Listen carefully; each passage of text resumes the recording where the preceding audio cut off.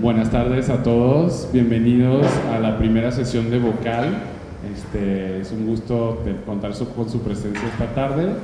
Para darles un poco de contexto, Vocal es un programa público que Material empezó en la tercera edición de Estación Material en Guadalajara hace exactamente un año.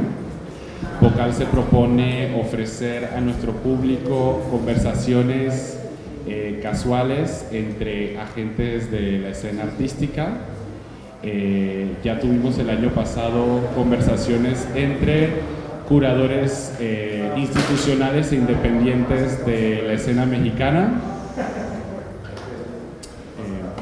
Cuando pueda. Aquí dando un poco de contexto, sí tuvimos conversaciones entre curadores institucionales e independientes de la escena mexicana. La segunda edición sucedió en nuestra feria Material en febrero en la Ciudad de México. Conversaciones entre artistas y coleccionistas de arte que habían apoyado su carrera. Y en esta edición nos da muchísimo gusto inaugurarla con una temática nueva, que es conversaciones entre artistas de Guadalajara y agentes creativos de industrias culturales más allá del arte contemporáneo, con tal de desconfinar un poquito el programa del estricto perímetro del arte contemporáneo. Y damos inicio al programa con esta primera sesión, para la cual tenemos el gusto de contar con la participación de Luis Alfonso Villalobos, que es artista visual radicado en Guadalajara. Aquí. Y es él. Aquí. Es para la conversación. A su derecha. Y contamos también con Salvador Macías, del estudio Macías Peredo, uno de los principales estudios de arquitectura de Guadalajara. Y pues son muchas las convergencias entre sus respectivas prácticas. Y sobre todo en Guadalajara, que pues como saben ofrece un diálogo tan rico entre el mundo del arte y el de la arquitectura. Para los que ya conocen la obra de Luis Alfonso, la misma integra muchísimos elementos de la arquitectura por la sensibilidad y la experiencia personal de Luis Alfonso, de la cual les va a platicar a continuación. Y parte del juego de Vocal este año va a ser mostrarles una imagen que cada ponente ha seleccionado para ustedes, con tal de enriquecer la conversación. Entonces, sin más por el momento, los dejo con Luis Alfonso y Salvador. Gracias.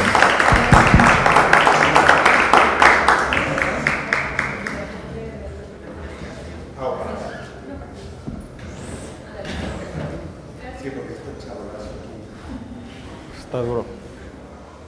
Pues muchas gracias por la introducción y por la invitación a Estación Material.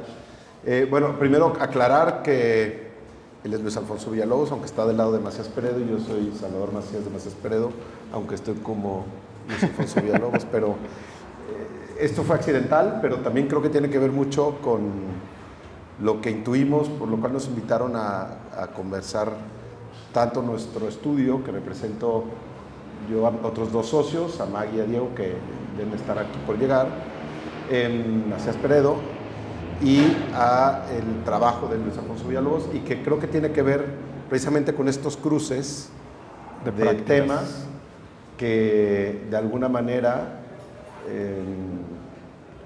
pues ahora que hemos tenido la oportunidad de conocernos mejor, hemos entendido que esa intuición por la cual creemos que nos invitaron tiene que ver con esos cruces de información y de, sobre todo, obsesiones, que creo que hay canales comunicantes entre estas dos prácticas, ¿no? Totalmente. Buenas tardes. Gracias a Material por la invitación y gracias a todos por darse la vuelta a escucharnos. Justo es importante decir que Salvador y yo no hemos tenido tanto contacto, más allá de saludarnos de vez en cuando por ahí en la calle o en reuniones, en exposiciones. No habíamos platicado más de 2 minutos, ¿no?, de saludarnos, y a través de esta invitación es que tenemos este conocimiento, ¿no?, y tenemos la oportunidad de platicar de temas que podían ser como claves para la charla. Y pues creo que sería bueno ver las imágenes para empezar a abordar temas. Yo me voy a mover un poquito porque siento que me está dando el charolazo aquí. No sé si no tapar las imágenes. Bueno, a mí me sugirió Adrián, que lleva el programa de Vocal, que escogiera la imagen de un edificio importante en la ciudad. Me pidió, tenía esta instrucción de que fuera de Guadalajara, y me salí de la ciudad por tener yo como lugar de nacimiento Lagos de Moreno. Mi infancia ocurre en este lugar, y este edificio que vemos ahí es el edificio de Correos, que es un muy buen ejemplo de arquitectura moderna mexicana. Es diseñado por Salvador de Alba y es un edificio que yo vi desde niño. Enfrente de este edificio está una plaza muy grande, es la Plaza de Capuchinas, que también es remodelada por él, hace una gran plazoleta con diseño inmobiliario y todo el arquitecto.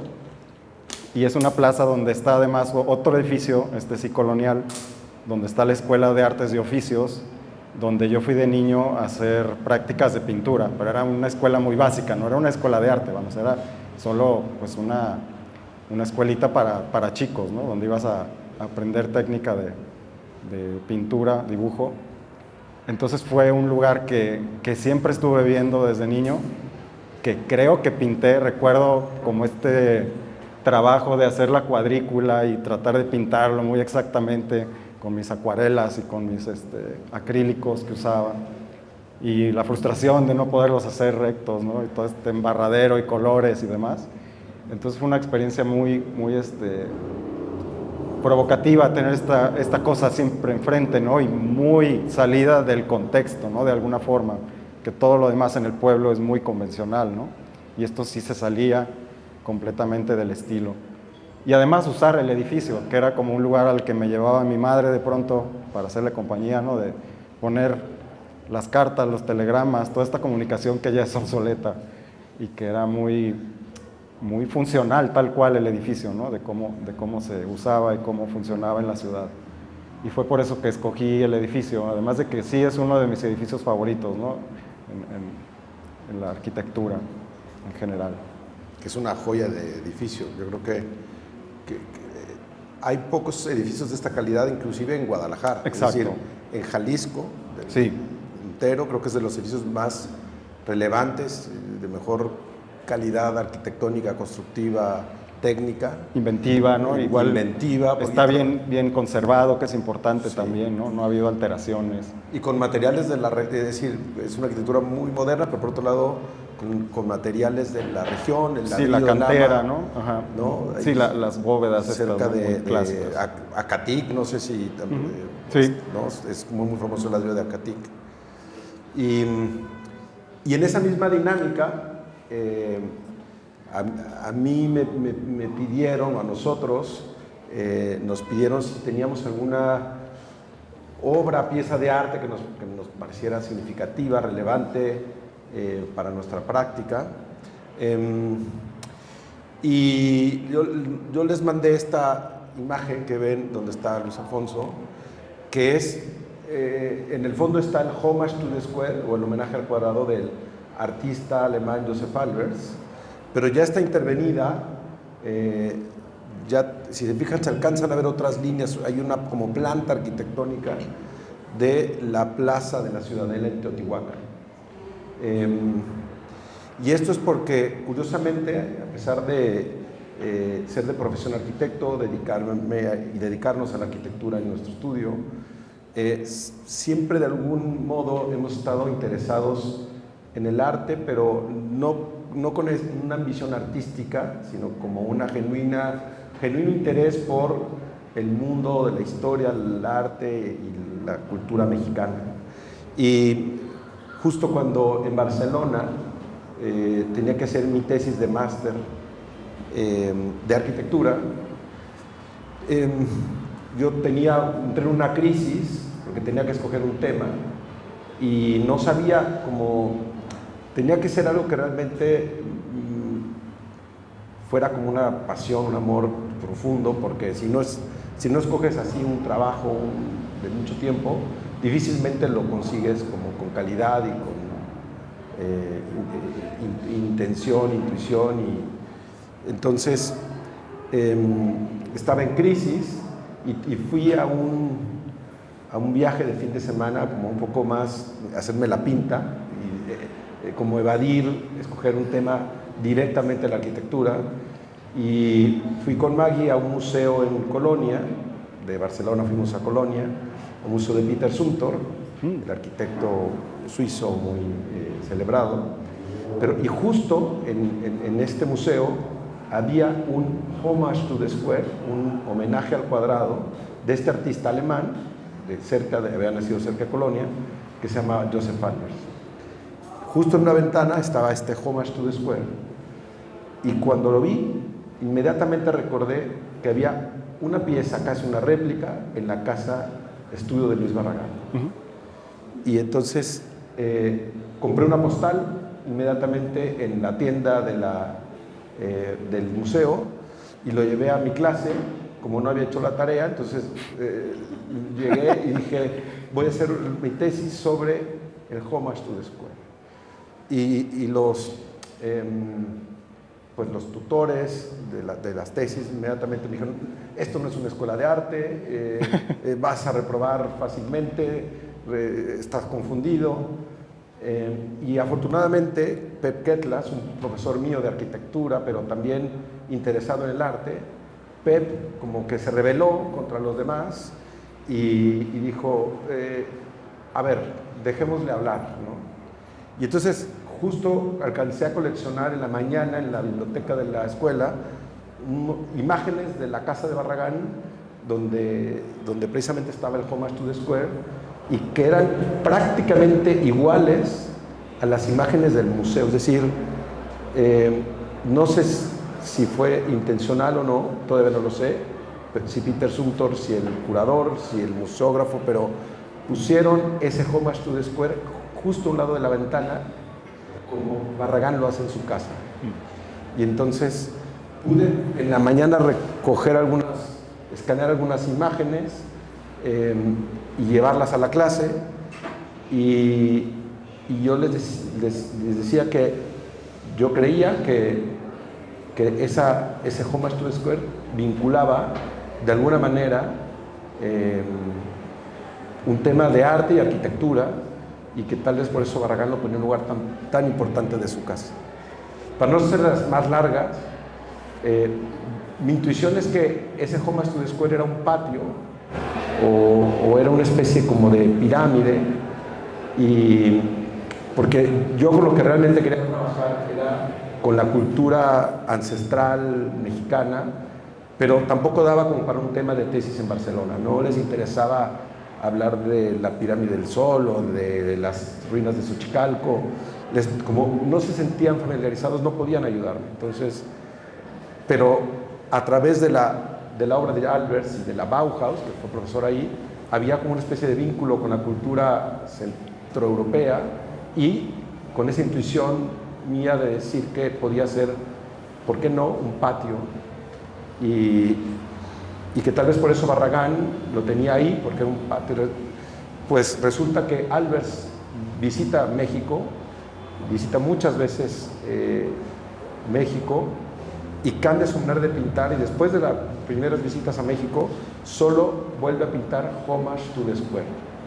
O sea, durante casi 40 años hasta su muerte solo pintó esa serie con variantes de colores, y en esas tantas variantes, hay 4 variantes, yo me puse a investigar, y hay una de ellas que coincide exactamente con la Plaza de la Ciudadela, las proporciones de la Plaza de la Ciudadela de Teotihuacán, con una de las variantes. Pero no solo eso, hay otra de las variantes coincide con las proporciones de la pirámide del Sol de Teotihuacán también.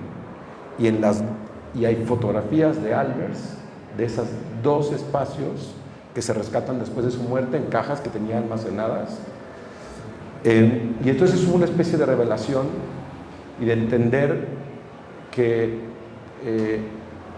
el arte puede ser un instrumento también de abstracción de la arquitectura, y que la arquitectura es indispensable también como un dispositivo para el arte. Es decir, y que esos vasos comunicantes que a veces parece que ahora más que nunca están disasociados, porque el arte contemporáneo tiene sus propias reglas y la arquitectura no ha podido salirse de sus reglas, de la técnica constructiva, de la gravedad, de la intemperie.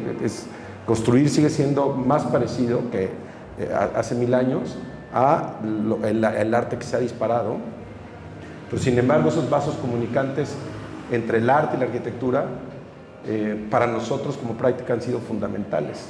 Entender que uno de los artistas alemanes más importantes del siglo XX se inspiró en un espacio, en una pieza de arquitectura ancestral, como puede ser las pirámides o la zona arqueológica de Teotihuacán, lo cóncavo y lo convexo como una reflexión, y que esa arquitectura al final se convierte en una pieza y un dispositivo para ciertas variantes, y que es una especie de modulor de medidas, proporciones que le toma prestadas a la arquitectura para hacer su propia pieza.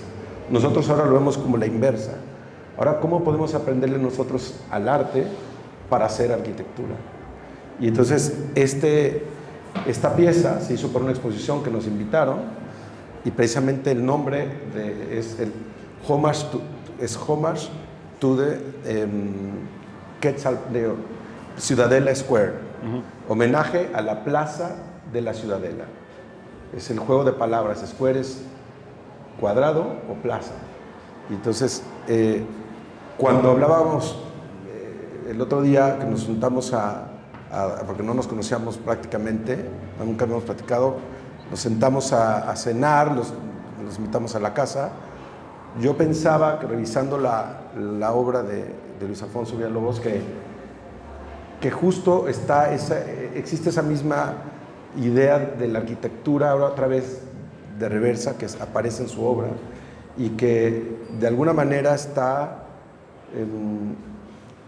como un objeto, pero que al mismo tiempo está en una tensión, atrapado como en esos lienzos. En contextos que no y en son... contextos distintos, o sea, no diría surrealistas, pero Ajá. como diferentes, no descontextualizadas. La arquitectura tiene una Sí. presencia mucho más potente. Sí, un poco tratar de vulnerarla, pero la arquitectura siempre está impecable, no está para nada en ruina o tiene indicaciones de que se vaya a hundir, ¿no? Cuando son las casas en agua, están muy estables. Yo las pienso como máquinas, y esto me recuerda mucho que en algún momento me apropié de la frase de Le Corbusier, de la casa como máquina para habitar, y en una pintura pongo a painting as a machine for living in, ¿no? Como una pintura para una máquina para habitar, y habla de esta capacidad de la pintura de absorber el espacio, de cambiarlo, de cambiar el contexto, ¿no? De lo que ocurre alrededor a través de arte, pensando que también puede ser de ida y vuelta, ¿no? Como en mi práctica muchas veces de lo tridimensional, de proyectos tridimensionales como son casas, las vuelvo planas al volverlas al lienzo, pero igual muchas veces se convierten en instalaciones que pueden ser como espacios en sí en la sala, que ya es como crear un dispositivo museográfico que contiene la pintura. En algunos de los ejercicios de museo he hecho este tipo de práctica, y es ir y venir de lo plano a lo tridimensional, que creo que es como sentir un poco el trabajo de arquitecto, que no soy arquitecto de formación, y entonces meterme un poco a este campo del espacio, que es algo que también en los creadores, en los arquitectos que cito en mis obras, es este interés y estas contaminaciones entre arquitectos y artistas, donde arquitectos pintan, como Juan O'Gorman, que después su obra mural y su obra plástica es súper potente y a mí me fascina, o Theo van Desburg, que tiene intereses en la arquitectura y entonces se pone a diseñar una casa, su casa estudio, que nunca construye por ser un sueño tal cual, ¿no? Un proyecto medio difícil de construir para el momento, y lo plasmo ahí en la cosa del océano y flotando, como estas máquinas que que dan la idea de que nuestros artificios aún tienen posibilidades, de que la arquitectura nos da esta capacidad de seguir andando como humanidad por ser algo, obviamente, que nos protege, pero que también nos da esta otra sensación, esta otra situación de sensibilidad que no cualquier espacio lo da. Si una cosa no está bien diseñada, no está bien pensada, pues es solo una coraza, no tiene toda esta capacidad de poesía, como es lo que leo en tu trabajo, que es algo que en el trabajo del estudio, que es muy clave, estos espacios que son como ideales para pensar o para ver simplemente, ¿no? No solo funcionales. No solo funcional, sino que tiene una aspiración de belleza, ¿no? Y de respirar y de ver y sentir. Correcto. Sí, o sea, y tiene que ver mucho también a la inversa de lo que dices, de lo que tú haces, porque para nosotros la arquitectura es el pretexto para crear estos espacios, es decir, tiene que funcionar, y eso es como que un auto debe tener 4 llantas, o sea, claro. Quien diseña un auto no piensa si le quita 2 porque entonces es una moto, ¿no? Sí. O si le deja solo 3 porque es un triciclo, o sea, quien va a diseñar un auto tiene 4 llantas, ¿no? Y eso tiene y un volante y tiene que funcionar, pero todo lo demás que está, digamos, fuera de esos principios básicos, pues es donde en realidad hay una oportunidad creativa, claro, ¿no? De exploración, de exploración. Y cuando hablas de poética, yo lo entiendo, la poética en la arquitectura, como lo que no necesariamente funciona, lo que puede no tener sentido, ¿no? Puede ser un corredor, puede ser un patio que puede funcionar para ventilar, pero no necesariamente tiene que ventilar para que un patio tenga una impresión importante en el espacio, ¿no? O en el que lo vive. Sí, que entra luego ya también a la cuestión casi escultórica, ¿no? Por el manejo de volumen, color, se convierte en algo muy estético y muy solo para ver muchas veces, ¿no? Para apreciar. Pero, por ejemplo, si lo inundas... Eso es increíble. Si lo inundas ya ni siquiera es para usarse, es decir, se vuelve contemplativo. Sí. Y eso es algo que pasa en tus obras. La arquitectura está como en olas, está como surfeando olas, está como medio, parecen más botes. Buques o máquinas. Sí. Y entonces hay una contradicción ahí, porque la arquitectura es pesada, está como sólida. Sólida, se sienta en un terreno, y cuando la inundas o la pones en el agua, flota, y entonces hay una contradicción de gravedad, hay una contradicción de fuerzas, sí, de fuerzas, porque el agua es incapaz de poder hacer que flote de esa manera una obra tan pesada. Sí. Pero es también una oportunidad desde la propia arquitectura para, por ejemplo, preguntarnos cómo podemos hacer que los arquitectos, que las arquitecturas pesadas floten. Sí. ¿No? Y en nuestro caso, por ejemplo, esa es una pregunta que nos hemos hecho en varios proyectos. Solo lo hemos conseguido hacer en 2, y uno es Jardín de Agua en Izamal, es un experimento que recientemente estamos terminando, o el Hotel Punta Caliza en Holbox, sí, que podrían ser algunas imágenes de esas obras, podrían ser casi tus pinturas, es decir... Sí, tienen mucha relación ahí. Ese inundar el espacio y la gravedad, parece que flota, pero es muy pesada, es lo mismo que pasa en tus obras, ¿no lo crees? Correcto, sí leí esa similitud, me pareció súper buen hallazgo. Había visto Hotel Caliza en las redes, pero no había profundizado tanto en qué estaba pasando, ¿no? Y ahora que vi las imágenes de Izamal, se llama el proyecto, Espejo... Jardín de Agua. Jardín de Agua. Ese sí me voló la cabeza por ser un proyecto experimental y como un capricho propio del estudio. Vamos a hacer esto que puede parecer una locura, y es increíble toda esta situación de convertir la superficie en algo que se puede penetrar, como decías, que el piso se puede... Sí, traspasar. Puedes habitar el suelo, ¿no? Que puedes habitar el suelo, y esa frase se me quedó muy clavada. De pronto es una tontería, pero tengo muchos sueños lúcidos en temporadas, y en estos sueños siempre estoy atravesando superficies, lo que decías, no puedes atravesar el muro, no puedes habitar el piso, no puedes estar en el muro. que sí pasa en un sueño, ¿no? Puedo atravesar el cristal, puedo estar cruzando a través de una pared, y es una imagen que me encanta, y la sensación en los sueños. Y eso me produjo estas imágenes del jardín de agua, que esta capacidad de atravesar superficies, de cambiar el contexto y todo lo que pasa en un edificio a partir de inundarlo. Exactamente. Porque, por ejemplo, en las termas de Valls de Peter Zumthor, que son unas cajas inundadas, creo que es distinto, porque ahí son una especie de pilas con cubierta. Sí. ¿No? Y tú entras a unos espacios inundados, pero son unas termas, es como ya hay una... Y es la función que tenía, función, ¿no? exactamente. Pero lo que, digamos, hemos tratado de hacer en estos últimos ejercicios es cómo es que el suelo, cómo convertir un plano horizontal en un suelo, pues es inundando el resto del exterior y haciendo que los edificios estén en tensión con ese plano horizontal, sí, que borra toda la topografía alrededor de ellos. O sea, aplana la topografía, aplana el contexto, digamos, y los edificios emergen. Sí, ahí reflejan todo y tienen esta doble vista. Pero no es una idea solo plástica, estética, contemplativa, porque eso sucede en muchos, por ejemplo, en espejos de agua, en la Alhambra, en espejos de agua, ¿no? Ajá. En la Alhambra.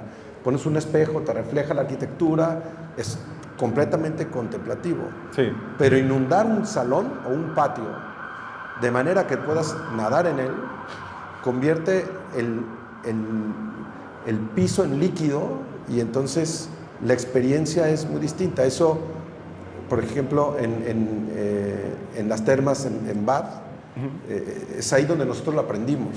Sí, no sabía eso. Sí, no esa experiencia del patio inundado y las columnas que emergen del agua, casi como el Titanic, ¿no? Que es como muy parecido también a esta casa de Juan O'Gorman, En el agua que pintas, ¿no? De Diego Rivera y de Frida. Sí. Sí. Y le quita gravedad, además, a lo pesado que es la arquitectura. La arquitectura es pesada, ¿no? Aunque esté hecha de palos, es pesada, es decir, se te cae y te mata. Claro. Pero al estar flotando en el agua pareciera como que puedes como aventarla. Sí, impulsarla tal cual, ¿no? Que tiene como este mecanismo que está ahí andando, como si tuviera su propio motor, parece, y estuviera avanzando, ¿no? De pronto ya en una serie nueva de pinturas, las casas parece que aterrizaron o que ya hicieron tierra y están en la jungla un poquito antes de la playa, ¿no? Entonces es como una situación ahí de mover las casas y estar jugando con los contextos y todo con esta relación con la naturaleza, obviamente, de momentos de crisis, y pensar en las fuerzas que sí dominan y que sí doblegan, ¿no? El agua se va a colar y va a destruir, ¿no? Si es demasiada. Y eso de vulnerarla, y en el ejemplo de Jardín de Agua me parece un ejercicio increíble por esto de que la estás vulnerando y le metes una tensión compleja. Me imagino que tiene unos cálculos impresionantes. Y ese proyecto surge en respuesta a la envidia tremenda que le tenemos a los artistas de poder ir al estudio y dibujar, pintar, esculpir sin tal vez necesidad de tener una comisión. Puede tenerla, pero también puede que no, y poder hacer algo que les... Sí, un proyecto libre. Un proyecto libre. Para nosotros es más difícil, porque como arquitectos no puedes estar haciendo proyectos, bueno, puede ser maqueta y dibujo, pero es limitativo, porque no puedes experimentar el espacio, necesitas una escala mínima para poder trabajar con lo que hacemos, que es el espacio, no solo es la materia, es la especialidad es fundamental. Y este proyecto de Jardín de Agua es un poco una respuesta a nosotros mismos. Conseguimos el espacio, inventamos el programa, inventamos el proyecto, somos los habitantes, es una extensión de nuestra vida, aunque está en Izamal, es como otra base que tenemos, los tres, y que precisamente es un lugar donde hemos podido hacer lo que hemos querido, es decir, Sí, es un con lujo. los medios que hemos encontrado, con los recursos que hemos querido definir para eso, y ha sido una respuesta a eso, y por eso creo que es tan libre, por eso es más cercano a tus pinturas que a las otras obras que tal vez hacen otros arquitectos o la mayoría de los arquitectos. Claro, sí, ahora con esta serie que presento en Mallorca, te comentaba que había estas cuestiones de piscinas, donde está la arquitectura reflejada y que tienen estas similitudes con algunas imágenes. Y ya no sé si ver el proyecto de el anterior, recuérdame el nombre, del Hotel Caliza, se me quedó grabado, porque luego tenemos estas imágenes y siento que una de las pinturas, por ejemplo, quizás salió después de ver una de las imágenes del hotel, porque hay un reflejo de un muro y se parece mucho a una cosa que Sí, pasa en uno de los razón. bloques de esta última pintura. Me pareció muy, muy bonito ahí el punto de conexión con estos trabajos. Y sí compartimos obsesiones, ¿no? Es decir, la arquitectura, aunque tú tienes una filiación más por la arquitectura moderna y de Guadalajara, tampoco alguna Bueno, mexicana. mexicana. Sí, de pronto con edificios de Guadalajara no recuerdo haber trabajado mucho. Pero muchas de esas arquitecturas anónimas podrían estar aquí en la moderna, Claro.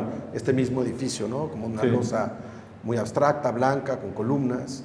Correcto. No es una arquitectura, no es del Crown Hall de Mies van der Rohe. No, son cosas como inspiradas solamente, tienen como estos volúmenes, ¿no? Estos Exactamente. volados que parecieran ser mies, pero no son. Esa obsesión más tuya por lo moderno, el mexicano Sí. moderno, las casas estudio. Nosotros tenemos una obsesión por cuando hablamos de arquitectura, por lo ancestral, por lo mexicano ancestral, Sí. pero también el agua es una obsesión que veo que es recurrente, ¿no? Claro. Y nosotros también, ¿no? Digo, no todos los proyectos se prestan para trabajar con ellos, Por supuesto. pero cuando hay oportunidad, lo hacemos, ¿no? Sí.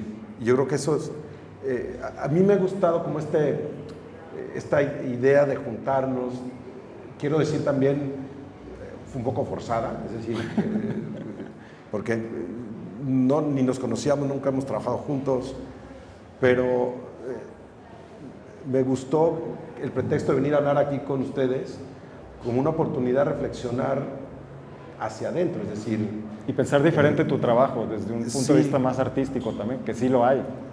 y como un reflejo, es decir, si para poderte ver necesitas un reflejo, ¿no? El Sí. espejo, pero el espejo en el que te ves todos los días ya no es lo mismo cuando ves un espejo de cuerpo completo o más ancho o donde da luz diferente, y esta oportunidad de juntarnos, por lo menos para mí, ha sido como muy rico porque nos ha obligado a reflexionar a través de ver tu trabajo en qué cosas tenemos en común y tal vez ver que esas cosas en común es porque son reflejo de tus propias obsesiones. Y entonces eso ayuda a aclararte tus propios caminos, ¿no? Sí. Entonces, no sé, estos ejercicios los siento como, por un lado forzados, pero por otro lado una oportunidad como de seguir reflexionando. Sí, como una parte del trabajo, tal cual, una práctica que no necesariamente te haces en la rutina, ¿no? Como algo que te saca ahí del camino del día a día, y es bonito también, pues eso, forzarse a hacer otro tipo de dinámicas. Luego en la cena me preguntaste si pudiera tener cualquier casa, ¿no? de la historia de la arquitectura, cuál me gustaría. Yo me quedé como ahí un poco enmarañado y pues obviamente me gustan muchas. Y ya lo pensaste, ¿no? Pero la casa de Lina Bo Bardi, por ejemplo, la casa de cristal, sería fascinante para mí, por ejemplo. Ahí ya te podría responder, pero hay como tres, pues, ¿no?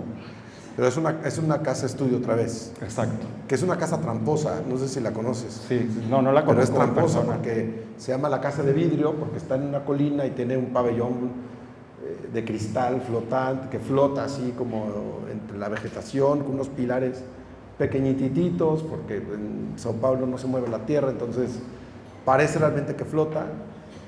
Pero luego cuando la casa se encaja, en la montaña, en el montículo. Es una casa tradicional brasileña con muros, tiene sus postigos, patio central. Entonces, digo, cuando digo es tramposa, porque todo el mundo se queda con la imagen de la casa de cristal, que es donde está el estudio, el hall. Sí. Pero la otra parte de la casa es una casa convencional, convencional, o sea, muy convencional. Y eso lo hace más rica, esa contradicción. Ajá. De cuando yo quiero estar en mi casa, quiero una casa no moderna, quiero una casa cómoda, sino una pecera, rica, ¿no? Confortable, que me abrigue. Sí, totalmente. La misma casa de hace 100 años con el confort de hoy, pero cuando quiero hacer un estudio, una oficina, me puedo es natural. Puedes, ¿no? Arriesgar, sí. Me puedo arriesgar. Sí. Y esa casa tiene esa contradicción, que yo, por ejemplo, siento como complicado de entenderla como una casa. Es como un estudio y otra cosa, ¿no? Una casa y otra cosa. Exacto. Sí, igual pienso en casas estudio siempre. Quizás es eso. De pronto sí trabajé mucho en mi casa, tenía el estudio en casa y era muy complicado. Y era como, ¿cómo puede ser más funcional esto? Y quizá también hay mucho la obsesión por estos estudios, casas, talleres. Y es mejor estar afuera en el estudio, mejor que estar en casa. Y la casa estudio de Orozco, la de López Cotilla, que está acá, ¿nunca has pensado en eso solo he pintado el interior. ¿Ah, sí? Una de las ventanas que da a esta jardinera increíble. Tengo una pintura. ¿La de la azotea? No, abajo. En la primera planta. Ya, la del estudio. Ajá. Ah, ¿sí la has pintado también? Sí, esa tengo una pintura y tengo proyectos de la azotea que me encanta. Ah, ok. Que no he hecho. Y pues hay muchos proyectos que se van ahí quedando en la fila. Luego hay que presentar otras cosas y se van aplazando. Y luego ya muchas ni se hacen. La otra casa de Orozco las pintas, porque también es otra obsesión tuya. No, la otra no. Tengo fotos. Casas estudio, pintar casas estudio, sí, ¿no? Tengo fotos para pensar y quizá la trabaje. Sí me gustaría. ¿Y por qué las casas estudio? ¿Por qué pintar casas estudio? ¿Por qué te interesan tanto las casas estudio? Pues siento que es esta contaminación, como te decía, porque siento que ahí los pintores influían muchísimo en las decisiones arquitectónicas en el programa, muy intrusivas a veces, y siento que se empiezan a convertir en pinturas. O sea, en piezas en sí mismas. O sea, que se convierten en piezas, exacto. Superan la idea de la arquitectura. Del espacio para convertirse en funcional, habitable, y se convierten en piezas. En piezas. Y que luego muchas sufren este proceso de convertirse en museos y ya son otra cosa, ya es una pieza, ¿no? Ya no es una casa que se habita propiamente, que se usa como taller, se convierte en este lugar ideal, ¿no? De la humanidad, en lo que tenemos que preservar. La Bauhaus un poco, lo que pasa con las casas de los maestros, que bueno, tienen un proceso de deterioro y se recuperan, que bueno, que las restauran. Y este tipo de historias donde las casas pierden la función me interesa mucho. O que no se construyen porque es imposible, como la de Theo van der Burg, o que tienen un periodo de actividad funcional muy breve. Acá en la guerra pues se va todo al carajo en desagüe, y entonces las casas terminan abandonadas, siendo que es un proyecto que me encanta, ¿no? Como revisarlo. Y ahí la casualidad hay con Albers también, ¿no? Las relaciones en la Bauhaus con Albers, estaba como padre eso. Ahora que dices de lo distintivo de una casa estudio versus una casa, que te interesa, porque como pueden ser piezas en sí mismas, cuando nosotros dábamos un taller en el ITESO de arquitectura, uno de los ejercicios que les poníamos a hacer a los alumnos era una casa estudio. Ah, ya. Y era precisamente porque eso los obligaba, o al menos era nuestra intuición, y creo que casi siempre se conseguía, obligaba a los alumnos a pensar en que había un espacio distintivo en esa maraña de espacios que hay en todas las casas. O sea, en lo doméstico, sí. Si te digas, la cocina, la sala, el cuarto de tele, la recámara principal, no son tan distintos. O sea, todos podrían ser medio cajones como estos, pero cuando hablas de una biblioteca o un estudio, inmediatamente a todos nos evoca como una cosa diferente, distinta, con otra una lenguaje, inspiración diferente. ¿no? Otro lenguaje u otros materiales, otra luz, otra espacialidad, más libertades. Sí.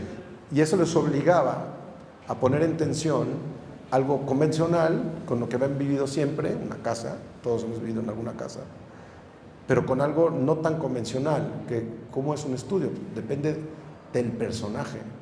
De la práctica. Si haces escultura es distinto a si haces si eres escultor, papel, si eres pintor, si haces pintura. Claro. O si eres músico, fotógrafo. Entonces, y era bien interesante porque entonces era tener que hacer dialogar esa cosa distinta, rara, con el masacote de espacios convencionales de una casa, ¿no? Y es cierto que cuando solo les encargábamos una casa, parecía todo mucho más plano, menos, no había tensión.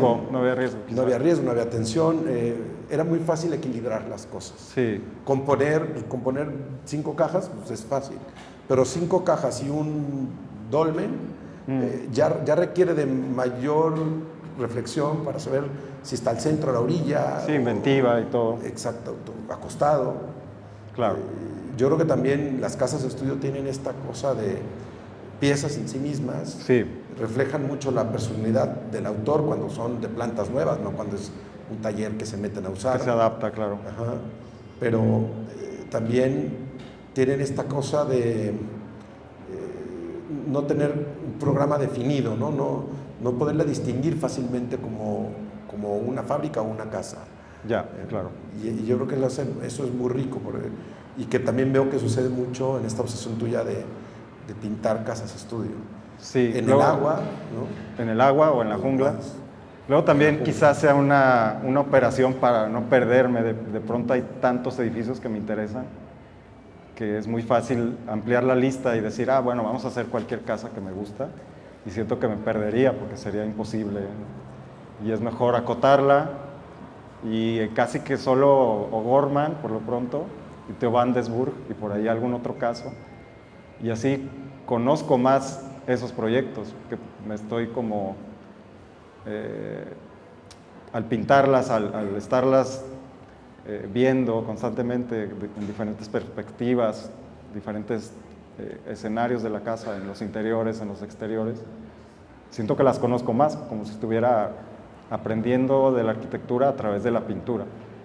Además de visitarlas y estar cuando puedo en esos sitios, pintarla pues es otra forma de entender el espacio para mí, como de hacerlo mío también, como es parte de la historia de la humanidad, y cómo la hago mía con mis pinturas. O sea, todos podemos tener estos materiales porque es cultura, es parte del acervo humano, y es como también decir por qué pintas algo que alguien más hizo, como este modo de apropiación, pero es distinto cuando pintas una obra de arquitectura que cuando pintas una pintura, por ejemplo, que también lo hago, pero pinto las pinturas instaladas como en conjuntos, y ya cambia la situación. Esa es otra serie, pero son cosas que me pregunto, y que siempre son cuestiones que la gente puede como encontrar confusas, como esta cosa de apropiarse de algo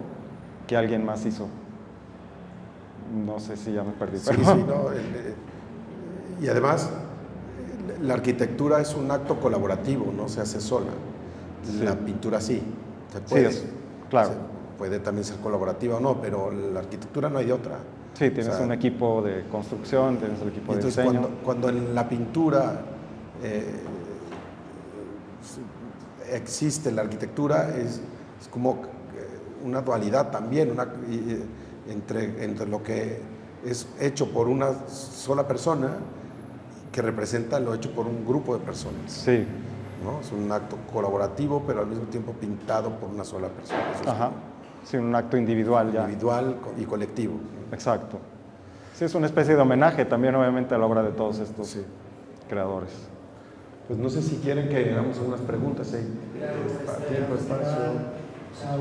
Alfonso, muchísimas gracias por participar. No sé si el público tiene algunas preguntas para los ponentes.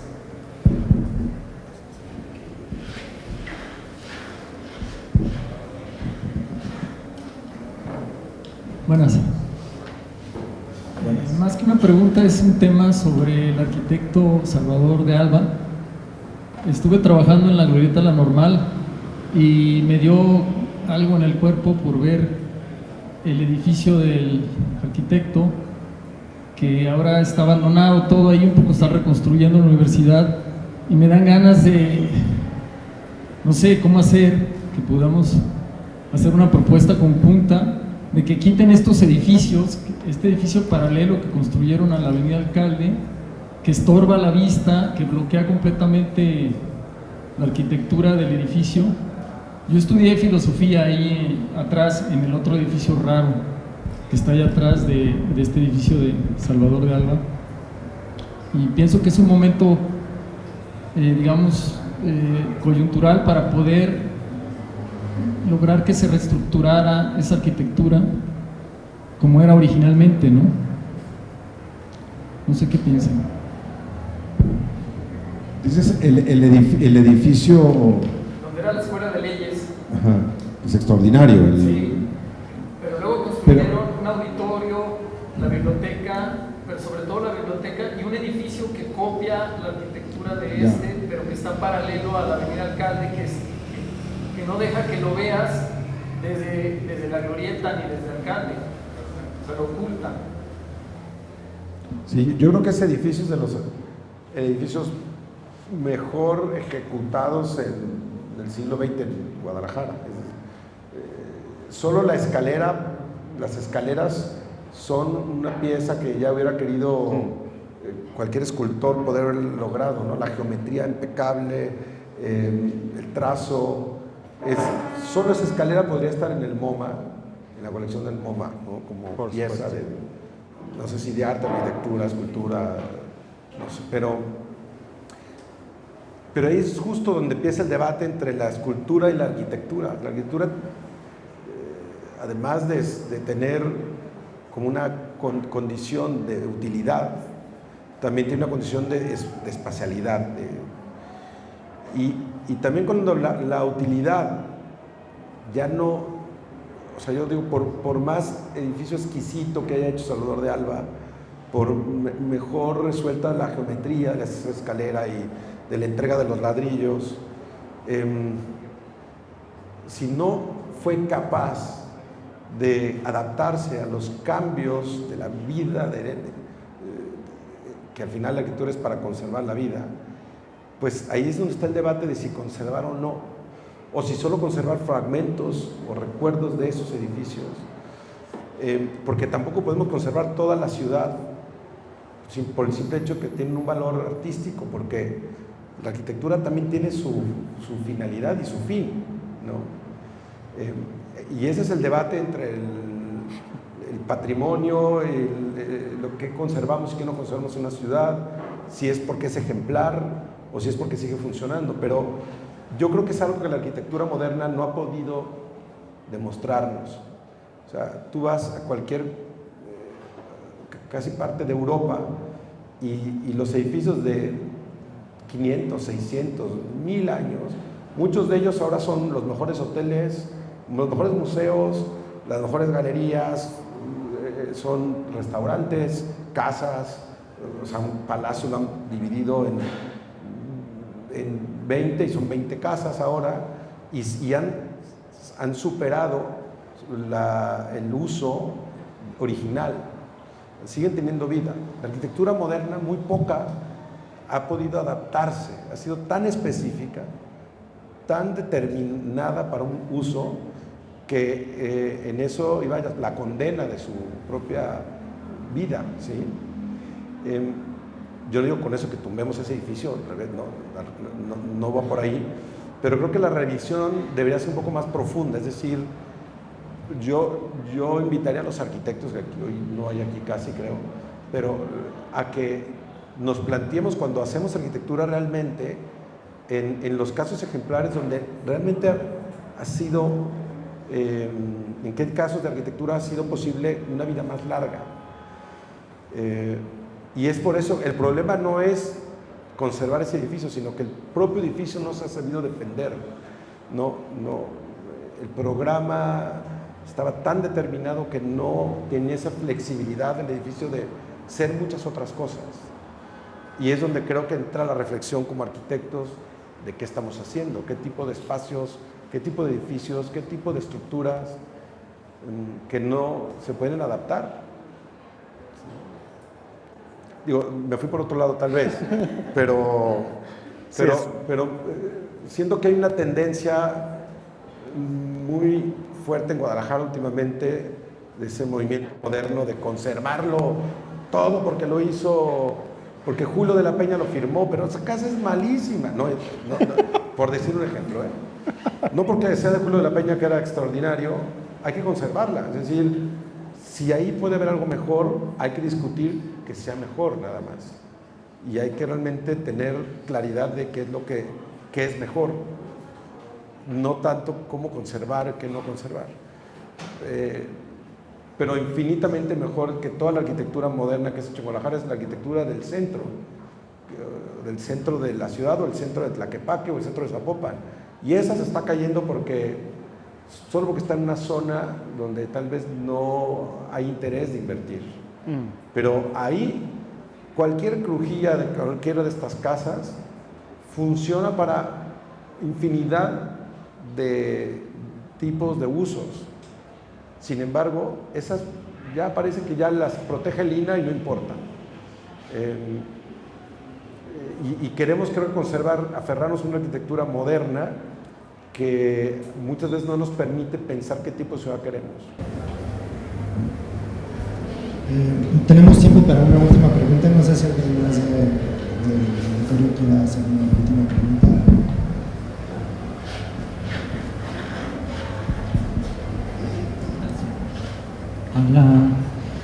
Hola,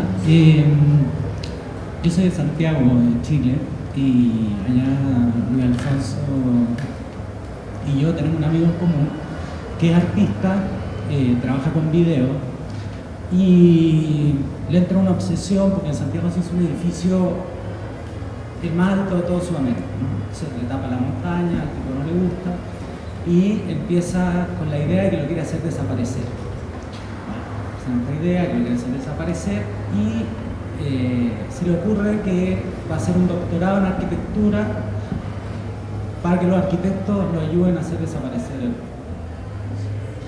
Entonces lo aceptan y es ahora estudiante de doctorado en arquitectura. Ciertamente la escuela está haciendo todo un esfuerzo, ¿no?, por integrar este tipo de ideas. Pero mi pregunta es un poco, ¿de qué manera ven ustedes que los nuevos materiales y las nuevas tecnologías van a permitir este tipo de repensar lo urbano y el habitar dentro de la arquitectura, como estos conceptos que parecen un poco mágicos, como lo que mencionaba Alfonso, de atravesar murallas, ¿no es cierto?, o de hacer desaparecer un edificio, o usar materiales inteligentes? Un poco, ¿cómo ven eso ustedes hacia adelante y si eso es algo que se está trabajando?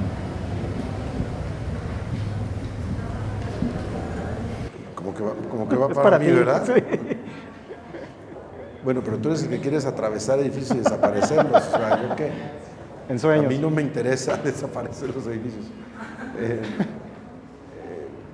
A ver, yo creo que es como todo, pensando de una manera muy lógica y práctica, es como en la medicina, ¿no? Ahora te pueden hacer una endoscopía o con rayos láser curarte y sin tener que abrirte, y sería muy absurdo decir,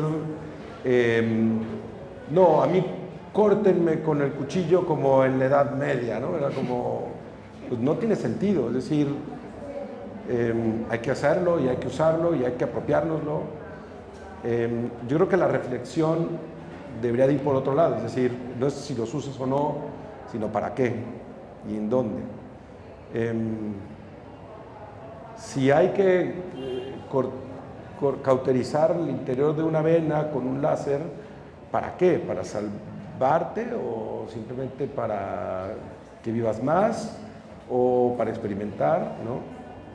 O si es crítico para que puedas seguir viviendo mañana. Yo creo que en la ciudad o en la arquitectura, en el mundo, debemos de pensar igual. Hay lugares donde es conveniente usar cierto tipo de estructuras, materiales, y hay sitios donde no. Y hay programas para los que sí y hay programas para los que no. Lo que pasa es que la tecnología va tan rápido que creo que nos alcanza. O sea, cuando estás decidiendo poner paneles solares, ya hay otra cosa. O sea, cuando ya ahorraste para ponerlos, ya hay otra cosa. Entonces, la ciudad, ahora me ha tocado visitar pueblos enteros en México que eran una belleza y ahora no hay tejados, ahora hay paneles. Y para que los quiten esos paneles van a pasar otros 300 años, aunque ya no sirvan la mitad, porque ya se ahorra de otra manera y hay una cosa que recoge la luz y no sé, por decir algo. Pero esos paneles se van a quedar ahí como testimonio de un momento tan efímero que yo creo que no necesariamente van a ser lo mejor, porque inclusive es una basura que está ahí arriba, que ya se desperdició material, ya se desperdició pues, también recursos de la tierra para hacer esos paneles. Entonces, yo creo que en esta velocidad tan trepidante de la tecnología, en la arquitectura específicamente debemos ser más cautelosos y debemos de pensar que yo creo que no sigue habiendo mejor edificio o mejor espacio que el de 4 metros, con vigas de madera, con muros de adobe, donde no necesitas ni aire acondicionado, ¿no? Ventilación cruzada. Esa tecnología en la arquitectura no ha cambiado, porque además los seres humanos no hemos cambiado en no sé cuántos miles de años. O sea, no tenemos otro ojo, no tenemos, ya podemos dormirnos y tener un aire acondicionado integrado en el cuerpo, no. Yo creo que la arquitectura es más parecida al hombre, ¿no? Menos a los gadgets estos, al iPhone y estas cosas. Pero por eso creo que tenemos que ser mucho más reflexivos ahora que antes, porque antes una teja pues había que ponerla porque era a lo mejor para cubrir de la lluvia, pero ahora hay tantas cosas que creo que ni se piensan, solo se aplican. Buenísimo, pues muchas gracias, Salvador, Luis Alfonso. Gracias, un gusto tenerlos aquí, que sean parte del programa de material. Y pues bueno, los esperamos Gracias en el a ustedes. próximo local, el día de mañana a las 5:30. Gracias. Gracias.